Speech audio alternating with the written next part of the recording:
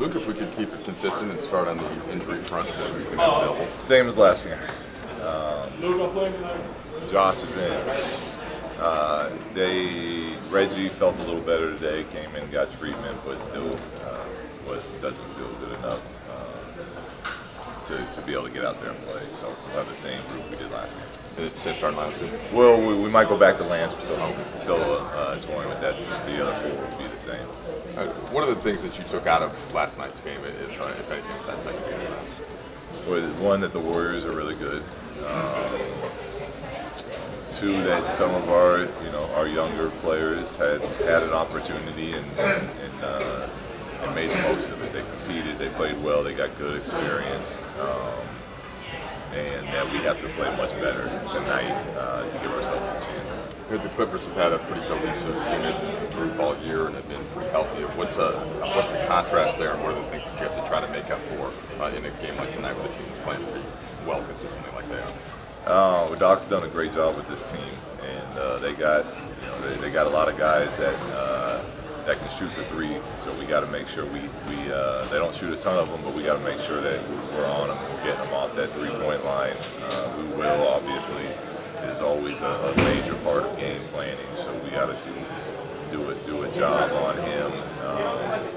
But they run their stuff, they execute it, they get to the foul line, they knock down for they're a solid team. So we got to come out and bring the certain type of energy to give ourselves a chance. Bonga got a little bit of burn last night. Could there be a chance to give him an extended look from now to the end of the season? We're going to keep looking for opportunities to get him out there. He's got great instincts. So the more he plays, the more comfortable he'll get. He still needs to get a little stronger. He's young, so we will look to give him opportunities. But we are still trying to win games at the same time, and depending on how the flow of the game is going, will dictate the amount of minutes that he gets. You go back to even training camp, go through that kind of stuff, and you're always talking about how much of the offense, whatever it is that you're able to install, what steps are deep into the playbook. Were you guys able to get, given all the turnover? Well, we've tried a lot of different things. So we've gotten deep as far as the amount of different sets we've gotten to, but as far as the depth of the layers that you'd like to get to, we haven't been able to get to this season. So.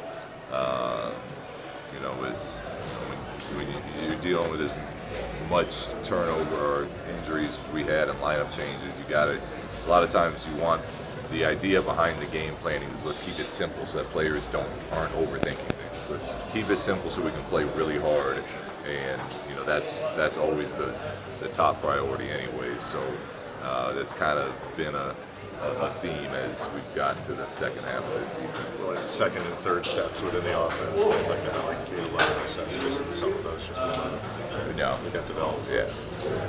Jamario was talking to us about guarding Steph and Clay yesterday. He seemed to have a sort of fearless type attitude about it. Is that what you observed, and is that kind of what you would like to see from over? Yeah, that's what Kobe Carl was telling me about coaching him.